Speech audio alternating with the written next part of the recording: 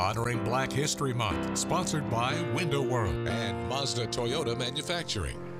Research has shown that every music genre born in America has black roots associated with it. From rock and roll to the blues to hip hop, the fingerprints of black creators are all over what makes American music so unique. Starting with the creator of the blues, W.C. Handy. News 19's Archie Snowden shares how African-American music from North Alabama has inspired American culture.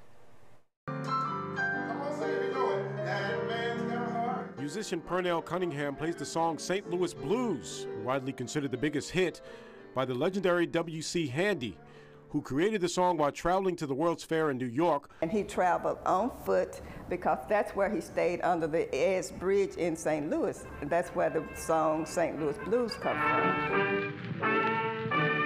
William Christopher Handy is known as the father of the blues. Born on November 6th in 1873 in Florence, Alabama, his accomplishments are preserved here at the W.C. Handy home where he was raised.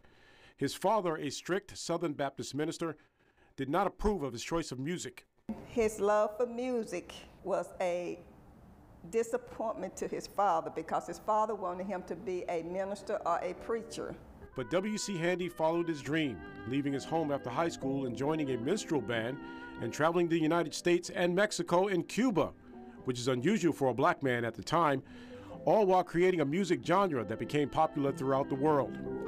He lived in a time when obviously, unfortunately, white society didn't really care that much about black culture, and even the well-educated blacks sort of frowned upon what I would call the raw Afro-American folkloric music traditions. My grandfather got lucky because he moved to New York City right around the time that the jazz age was coming together, and also the radio industry and recording industry.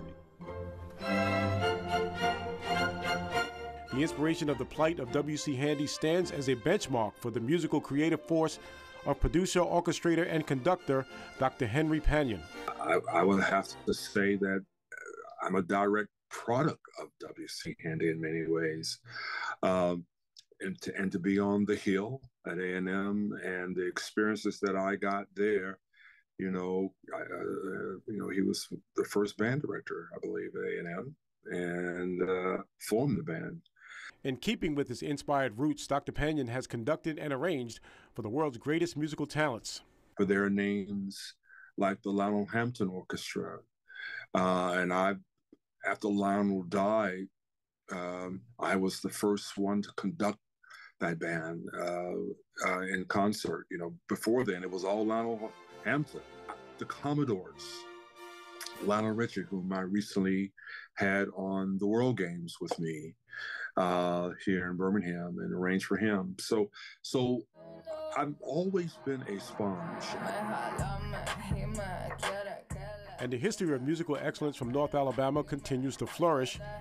A.J. McKinnon of Decatur won his second Grammy Music Award as a producer for rapper-singer Bad Bunny, and says that he has studied the historical music accomplishments of North Alabama natives W.C. Handy and Dr. Henry Panyon, and hopes that one day he can join them in the Alabama Music Hall of Fame. It's important for artists and producers to draw from the past, and hopefully maybe one day my skills will put me in the Alabama Music Hall of Fame. W.C. Handy persevered through tough times in the early century to become one of the most influential black musicians of our time. Dr. Henry Panyon, who will be officially inducted into the Alabama Music Hall of Fame in March of 2023, said, "Our act of making art is our act of action." For News 19, I'm Archie Snowden.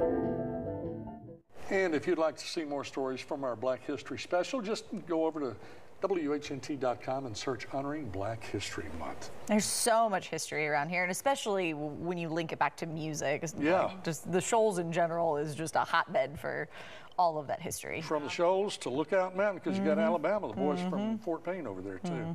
A lot of rich music history here. Yeah, I thought it was cool that one gentleman produces for Bad Bunny. That's really neat. Yeah. I didn't know that. That's cool. Learn something every day. Yeah, you do.